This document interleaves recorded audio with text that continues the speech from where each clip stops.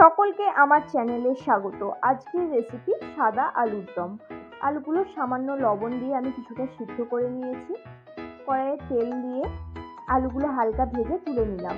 তেলের উপর কালো জিরে, শুকনো লঙ্কা, পেঁয়াজ, লবণ, টমেটো, রসুন কুচো দিয়ে হালকা ভাজতে দিলাম। এখানে একটা মশলা তৈরি করে নিলাম। ধনে গুঁড়ো, জিরে গুঁড়ো, মৌরি গুঁড়ো ও লবণ দিয়ে কড়াইয়ে ক্যাপসিকাম কুচো, জোয়ান পাতা কুচো, মশলাটা দিয়ে একটু কষিয়ে সামান্য চিনি, এখানে একটা পেস্ট ইউজ করেছি। পেস্টটার মধ্যে আছে কাঁচা লঙ্কা, আদা, কাজু, চালমগজ, পোস্ত।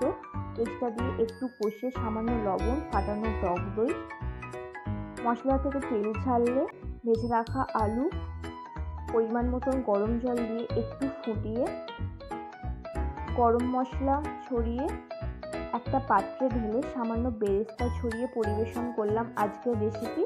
আমার চ্যানেলে আরও সুন্দর সুন্দর ভিডিও পেতে চ্যানেলটি সাবস্ক্রাইব করুন, লাইক কমেন্ট করতে ভুলবেন না।